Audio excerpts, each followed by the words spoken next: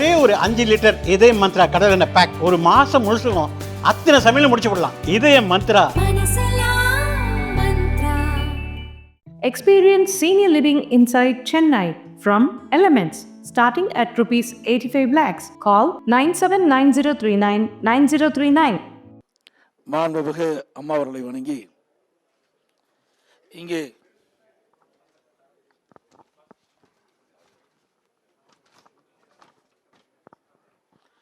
பல்வேறு அமைப்பைச் சேர்ந்த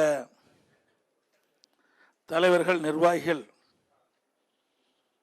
இந்த ஆலோசனை கூட்ட நிகழ்ச்சியிலே கலந்து கொண்டு தங்களுடைய கருத்துக்களை எங்களுடைய கவனத்துக்கு கொண்டு வந்திருக்கின்றீர்கள். இந்த நிகழ்ச்சியிலே கலந்து கொண்டு சிறப்பித்துக் கொண்டிருக்கின்ற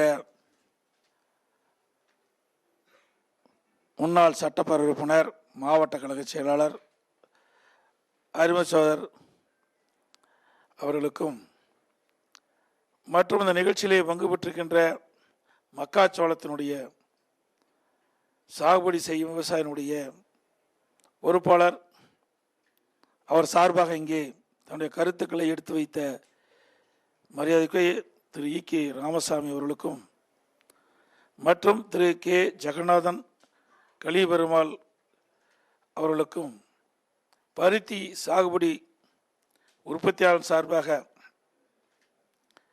கருத்துக்களை விளங்கி தெரிவித்த திரு கருப்பையன் அவர்களுக்கும்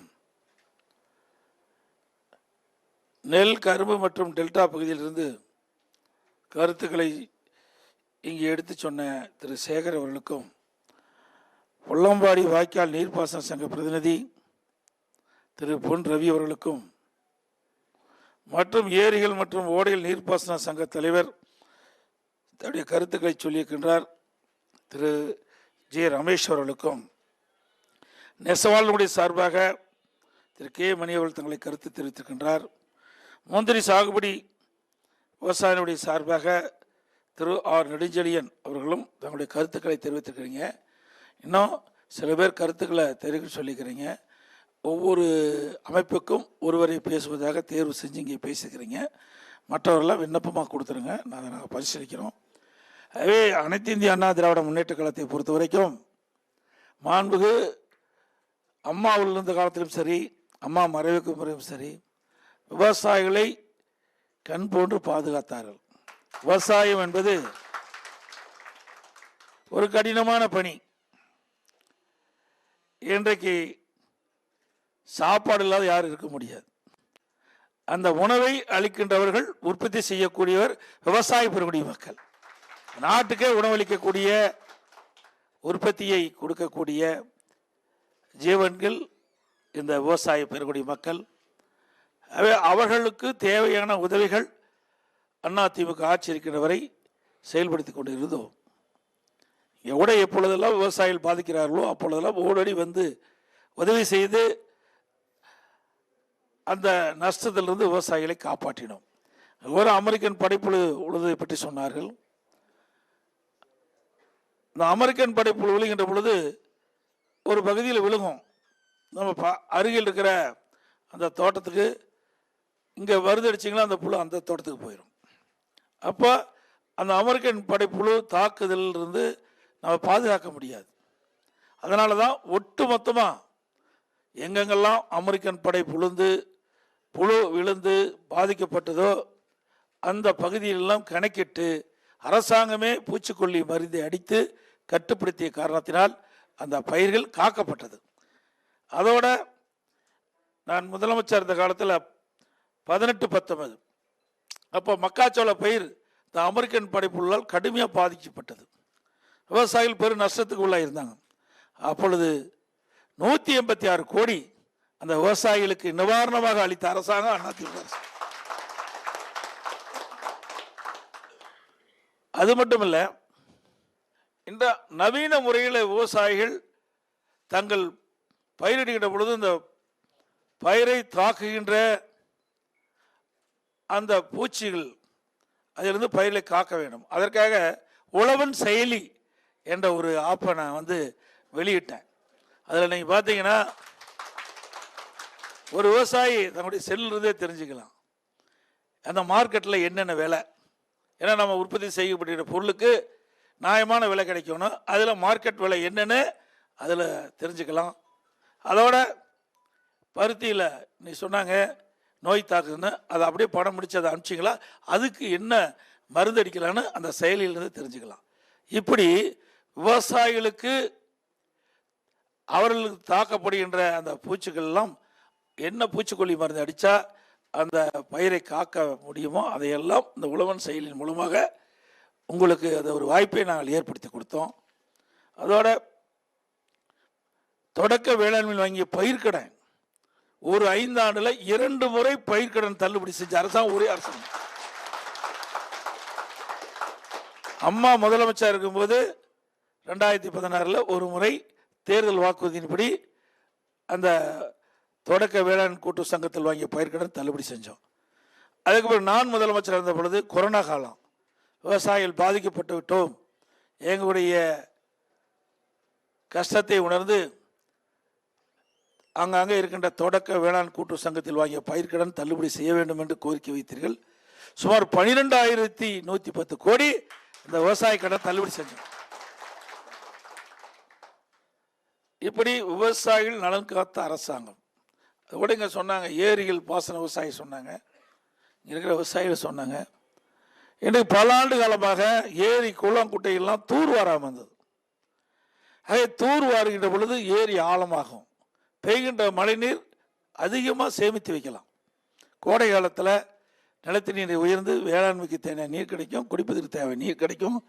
அந்த அடிப்படையில் தான் பொதுப்பணித்துறைக்கு கீழ் வருகின்ற 14,000 ஏரிகளில் முதற்கட்டமாக சுமார் 6,000 ஏரிகள் தேர்வு செய்யப்பட்டு அதற்காக சுமார் 1,240 கோடி ஒதுக்கப்பட்டு விவசாய பங்களிப்போடு அந்த பணியை துவக்கி செயல்படுத்திய காரணத்தினால அந்த விவசாயிகள் அந்த வண்டல் மண்ணை இலவசமாக அவருடைய நிலத்திற்கு இயற்கை உரமாக பயன்படுத்தினாங்க. இந்த குடிமராமத்து திட்டத்தின் மூலமாக ஒன்று ஏரி ஆழமாகப்பட்டது, மற்றொன்று இந்த வண்டன்மண் விவசாய நிலத்திற்கு இயற்கை உரமாக பயன்படுத்துது. அதனால் விளைச்சல் அதிகமாக கிடைத்தது விவசாயிகள். அந்த மண் இன்றைக்கு வளமாக இன்றைக்கு ரசாயன உரம் போட்டு இருப்பதில் இயற்கை உரமாக இன்றைக்கு அந்த மண்ணுக்கு கிடைத்தது. இப்படி ஒரு நல்ல பல திட்டத்தை அதிமுக ஆட்சியில் நாங்கள் கொண்டு வந்து நிறைவேற்றினோம். அது மட்டுமல்ல, பருத்திக்கு இதோட பருத்தி உற்பத்தி குறைந்திருக்கா சொன்னாங்க, பருத்திக்கு பல பூச்சிகள் தாக்குதா சொன்னாங்க. அதையெல்லாம் அதிமுக ஆட்சி இருக்கின்ற பொழுது உடனுக்குடன் அவ்வப்போது வேளாண் துறை அதிகாரிகளை அழைத்து எந்தெந்த பகுதியில் என்னென்ன பயிரிட்டு போயிட்டு எனக்கு புள்ளி உரத்தோடு என்னிடத்திலே அட்டவணை கொடுத்திருந்தார்கள். அதன்படி நாங்கள் அங்கங்கே இருக்கிற விவசாய பெரிய மக்கள் கொடுக்கின்ற அந்த கோரிக்கையை வைத்து எங்களுடைய சட்டமன்ற உறுப்பினர்கள் வைத்த அந்த கோரிக்கையை வைத்து எந்த இடத்துல பிரச்சனை இருந்தாலும் உடனடியாக போய் பார்த்து அதற்கு தீர்வு கண்ட அரசு அதிமுக அரசாங்கம். மரவள்ளிக்கிழங்கு பார்த்தீங்கன்னா மாவு பூச்சி விழுந்தது. அப்போ மாவு பூச்சி விழுந்த போது அதெல்லாம் அந்த இலையெல்லாம் சாப்பிட்றோம், அப்போ அந்த செடி இறந்து போயிடும். அதனால் பெரும் நஷ்டத்துக்கு விவசாயிகள் உள்ளாயிரும். அதனால் அந்த மாவு பூச்சி விழுந்த உடனே அரசுடைய கவனத்திற்கு தெரிந்தவுடன் எந்தெந்த பகுதியில் மாவு பூச்சி விழுந்ததோ அதையெல்லாம் கணக்கிட்டு அதுக்கு தகுந்த பூச்சிக்கொல்லி மருந்தை அடித்து அந்த பயிரிலையும் காப்பாற்றிய அரசாங்கம் அதிமுக அரசாங்கம். இந்த நேரத்தில் தெரிவித்து கூட கரும்பு பயிரிட்ட விவசாயிகள், நெல் பயிரிட்ட விவசாயிகள்லாம் குறிப்பிட்டாங்க. கரும்புக்கும் நெல்லுக்கும் இந்த அரசு ஏற்கனவே ஆட்சிக்கு வந்தால் கரும்புக்கு ஒரு மெட்ரிக் டன்னுக்கு 4,000 ரூபா ஆதார விலை கொடுப்பாங்க சொன்னாங்க. இது வரைக்கும் கிடைச்சதா தெரியல. நானும் பல முறை சட்டமன்றத்தில் பேசினேன், கொடுக்கல. நெல்லுக்கு குவிண்டாலுக்கு 2,500 ரூபா தரணுன்னாங்க, அதுவும் இது வரைக்கும் முழுமையாக தரல. இதெல்லாம் அதிமுக ஆட்சி வருகின்ற பொழுது உண்மையாலுமே விவசாயிகளுடைய கஷ்டத்தை உணர்ந்து அதுக்கு தேவையான கொடுக்கப்படும். அதோட முந்திரி விவசாயிகள் இங்கே கருத்துக்களை சொன்னார்கள். அந்த முந்திரி பயிரிட்டுகின்ற பொழுது நன்றாக நீங்கள் நினைவு கொள்ள வேண்டும். இன்றைக்கு கடலூர் மாவட்டத்தில் தானே புயல் வந்து கடுமையாக சேதம் ஏற்படுத்தது. அப்போல்லாம் இந்த முந்திரி பயிரிட்ட விவசாயிகள் கடுமையாக சேதத்தை மட்டும் இல்லை, மரமெல்லாம் ஒடிஞ்சு போச்சு. அதையெல்லாம் அப்புறப்படுத்துறதுக்கு அரசாங்கத்தின் மூலமாக நிதி ஒதுக்கணும். அதே போல் புதிதாக அந்த முந்திரி நாட்டு கொடுத்து அதற்கு மானியம் கொடுத்து அந்த பயிரை வளர்த்தணும். ஆகவே முந்திரி உற்பத்தியை பெருக்குவதற்கும் நாங்கள் உண்டான நடவடிக்கையை அம்மா இருக்கும்போது செஞ்சோம். அதே இந்த முந்திரியில் நீங்கள் தொழிற்சாலையெல்லாம் வைக்க வேண்டாங்க. இது எல்லாம் அனைத்து இந்திய அண்ணா திராவிட முன்னேற்ற கழக அரசு உங்களுடைய ஆதரவோடு அமைந்த பிறகு அதை எப்படி செயல்படுத்த வேண்டும் என்பதை எல்லாம் அறிந்து அதுக்குள்ள நடவடிக்கை எடுக்கப்படும். அதுவும் நெசவாளர்கள் இங்கே சொன்னார்கள். நெசவாளரை பொறுத்த வரைக்கும் ஒரு கடினமான தொழிலாக இருந்தாலும் அதற்கு தேவையான உதவிகளை அதிமுக ஆட்சியில் செய்தோம். நான் முதலமைச்சர் இருந்தபோது இன்றைக்கு 50 கோடி ரூபாய் தான் இந்த நெசவாளர்களுக்கு மானியமாக கொடுக்கப்பட்டது ஆண்டுக்கு. இன்றைக்கு நெசவாளர்கள் அதிக துணியை, கைத்தறி துணியை நெய்த காரணத்தினால விற்க முடியாத ஒரு சூழ்நிலை. அப்போ அதனுடைய மானியத்தை அதிகரிக்கும்னு சொன்னாங்க. 300 கோடி ரூபாய் மானியமாக கொடுத்தனாங்க. அந்த துணியெல்லாம் விற்பனை செய்வதற்கு 300 ரூபாய் கொடுத்தோம். அவர்களுக்கு பசு வீடுகளை கட்டி கொடுத்தோம். இப்படி பல திட்டங்களை கொண்டு வந்து அதிமுக ஆட்சியிலே அந்த நெசவாளையும் வாழ வைத்த அரசாங்கம் அதிமுக அரசாங்கம் என்பதை இந்த நேரத்தில் தெரிவித்து, இங்கே மனுவாக நீங்கள் கொடுக்க இருக்கிறீங்க, அந்த மனுக்களிலும் என்னென்ன பிரச்சனை இருக்குது என்பதையெல்லாம் ஆய்வு செய்து அனைத்து இந்திய அண்ணா திராவிட முன்னேற்ற கழக ஆட்சி மலர்ந்தவுடன் இந்த விவசாயியுடைய பிரச்சனைக்கு முன்னுரிமை கொடுத்து செயல்படுத்தப்படும். அதோட மும்முனை மின்சாரம், நான் முதலமைச்சர் இருக்கும்போது தான் விவசாயிகள் எந்த நேரத்துக்கு சென்றாலும் மின் மோட்டரில் இயக்கலாம்.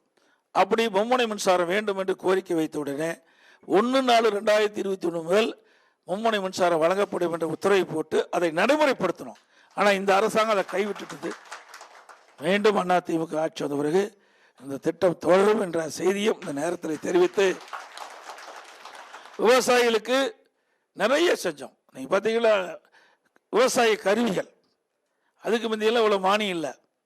நீங்கள் ஒரு டிராக்டர் வாங்கினா, பெண்கள் மேலே வாங்கினா கிட்டத்தட்ட பெண் விவசாயிக்கு அதில் வாங்குறதுல 50% மானியம். 10 லட்ச ரூபாய்னா 5 லட்ச ரூபா மானியம். ஆண்கள் மீது வாங்கினா 40%. 10 லட்ச ரூபா டிராக்டர் வழினா 4 லட்ச ரூபா கொடுத்தோம். அதுவும் எந்தவித முறைகேடு நடக்கக்கூடாது என்பதற்காக ஆன்லைனில் பதிவு செஞ்சு விவசாயிகளுக்கு கொடுத்தோம். அதையெல்லாம் திராவிட முன்னேற்ற கழக அரசு வந்த பிறகு ரத்து பண்ணிட்டு, அவர்களுக்கு யார் வேண்டிப்பட்டவர்களோ அவர்களுக்கு அந்த வேளாண் இயந்திரங்கள்லாம் கொடுத்தாங்க. இது மன்னிக்க முடியாதது. அது மட்டும் இல்லை, இன்னைக்கு விவசாயிகள் என்று சொன்னால் உபதொழிலாக இருப்பது கால்நடை வளர்ப்பு. எல்லாமே விவசாயிகள் வந்து கால்நடை வளர்த்து பால் கறந்து நம்ம அங்கங்கே இருக்கின்ற பால் உற்பத்தியாளர் சங்கத்துக்கு நம்முடைய பாலை விற்பனை செய்கிறோம். அது அந்த விவசாயிகள் ரெட்டிப்பு வருமானம் கிடைக்கும் என்பதற்காக என்னுடைய சேலம் மாவட்டம் கள்ளக்குறிச்சி மாவட்டம் இடையில 1000 கோடியில் கால்நடை பூங்கா ஒன்று வருது. அந்த கால்நடை பூங்கா மூலமாக கலப்பின பசுக்களை நம்முடைய விவசாயி கொடுத்தா ஒரு நாளைக்கு 40 லிட்டர் பால் கறக்கும். ஆடுகள், நான் வளர்க்குற ஆடு ஒரு வருஷத்துக்கு 20 கிலோன்னா 40 கிலோ எடை கொண்டா கிடைக்கும். இப்படி கோழி, பன்றி, மீன், இப்படி ஆராய்ச்சி நிலையங்களை அங்கே கொண்டு வந்து ஆராய்ச்சி மூலமாக அதை விவசாயிகள் கொடுக்குறோம். அது மட்டும் இல்லை, விவசாயிகள் அந்த கால்நடை பூங்காவுக்கு அழைத்து சென்று ஒரு ஆடிட்டோரி கட்டிக்கிறோம். விவசாயிகள் தங்குறதுக்கு தங்குமிடம் அதெல்லாம் இருக்குது இல்லையோ இப்போ தெரியல. நான் எல்லாம் போட்டிருந்தேன், ஆனால் அது என்ன திறக்கலை, முழுசாக திறக்கலை. அங்கே ஒவ்வொரு மாவட்டமாக விவசாயிகள் அழைச்சிட்டு போய் அங்கே ஒரு படம், அந்த ஆடிட்டோரியத்தை படம் போட்டு காட்டுவோம். அந்த கால்நடைக்கு என்ன நோய், பசுவுக்கு என்ன நோய் தாக்குது, ஆடுகளுக்கு என்ன நோய் தாக்குது, அதுக்கு எப்படி சிகிச்சை பெறலாம், அந்த நோயுடைய அறிகுறி என்ன, படத்தின் வாயிலாக அந்த விவசாயிகளுக்கு காண்பிப்பது. 2 நாள் அதுக்கு உணவு எல்லாமே நாங்களே கொடுப்போம். அதுபோல் ஆராய்ச்சி, மீன் வளர்க்குறது எப்படி, பன்றி வளர்க்குறது எப்படி, ஆடு வளர்க்குறது எப்படி, கோழி வளர்ப்பு எல்லாமே அந்த திரைப்படத்தின் மூலமாக விவசாயிகளுக்கு தெளிவுபடுத்தி ஒரு புக்லெட் மாதிரி போட்டு கொடுத்தோம். அதெல்லாம் நான் செஞ்சேன். ஏன்னா முதற்கட்டமாக அங்கே கால்நடை மருத்துவக் கல்லூரி ஆராய்ச்சி, அதை மட்டும் நான் திறந்தேன். இந்த ஆராய்ச்சி நிலையம் கட்டடம் பெரிய கட்டடம், 1000 கோடியில் கட்டடம் கட்டியிருக்கிறோம். அப்படியே பூட்டி கிடக்குது. வேண்டுமென்றே திட்டமிட்டு விவசாயிகளுடைய நலன் காப்பதற்காக, விவசாயிகளுக்கு ரெட்டிப்பு வருமானம் கிடைக்க வேண்டும் என்ற ஒரே நோக்கத்தோடு கால்நடை பூங்கா என்ற அற்புதமான திட்டத்தை கொண்டு வந்து அதையும் கட்டி முடிக்கின்ற தருவாயில் ஆட்சி மாற்றம் இன்றைக்கு வரைக்கும் அது செயல்பாட்டு கொண்டு வரல. நான் போன வருஷம் தொடர்ந்து சட்டமன்றத்தில் பேசிய விளைவு, போன வருஷம் திறந்தாங்க, அப்படியே வெறும் ரிப்பன் மட்டும் கட் பண்ணி விட்டு அதற்கு தேவையான எந்த அடிப்படை வசதியும் செய்யலை. மீண்டும் அதிமுக ஆட்சி உங்களுடைய மகத்தான ஆதரவின் பேரில் வரும். இந்த கால்நடை பூங்கா திறக்கப்படும். இந்த கலப்பின பசுக்களை உருவாக்கி விவசாயிகளுக்கு இலவசமாக கொடுப்போம். விவசாயத்தை ஆடுகளை உற்பத்தி பண்ணி கொடுப்போம். இதையெல்லாம் விவசாயியுடைய வருமானத்தை ரெட்டிப்பாக்குவதற்காக போடப்பட்ட திட்டம். நான் விவசாயி இருந்த காலத்தில் இன்னும் நிறைய இருக்குது. நிறைய நான் செஞ்சுருக்கிறேன். அதில் இன்னும் உங்களுக்கு அடுத்த தடவை வரும்போது நிச்சயமாக எங்கள் ஆட்சிக்கு வருவோம். அப்படி வருகின்ற பொழுது விவசாயிகள் ஒவ்வொரு மாவட்டத்திற்கும் ஒரு பயிரிடுறாங்க. இங்கேனா மக்காச்சோளம் அதிகமாக பயிரிடுறாங்க, முந்திரி அதிகமாக பயிரிடுறாங்க, அப்படி பருத்தி அதிகமாக சாகுபடி செய்கிறாங்க. அப்படி அந்தந்த ஏரியாவில் என்ன பயிர் சாகுபடி செய்கிறாங்க, அதற்கு இன்னும் கூடுதலான விளைச்சல் கிடைப்பதற்கு, இன்றைக்கி மக்காச்சோளத்தை கூட கூடுதலான விளைச்சல் கொடுப்பதற்கு இன்னும் ரகம் பல இருப்பதாக என் இடத்துல நான் கேட்டு தெரிஞ்சிருக்கிறேன். அப்படி அந்த ரகத்தை நம்முடைய விவசாயிகள் கொடுக்கின்ற பொழுது ஒரு வருஷத்துக்கு சுமார் 2000 கிலோ நமக்கு கிடைக்குதுன்னா அந்த ரகத்தை பயன்படுத்தினா இன்னும் ஒரு 500 கிலோ அல்லது 1000 கிலோ கூடுதலாக வரும். அப்போ வருமானம் கூடுதலாக கிடைக்கும். அதையெல்லாம் செய்வதற்கு நாங்கள் திட்டமிட்டிருக்கிறோம். ஆகவே எங்களுடைய அழைப்பை ஏற்று இங்கே வரி தந்து தங்களுடைய மேலான கருத்துக்களை தெரிவித்தமைக்கு நன்றி தெரிவித்து, இன்னும் அதிமுக ஆட்சி உங்களுடைய ஆட்சி என்பதை இந்த நேரத்திலே தெரிவித்து வாய்ப்புக்கு நன்றி விடைபெறுகிறேன். நன்றி, வணக்கம்.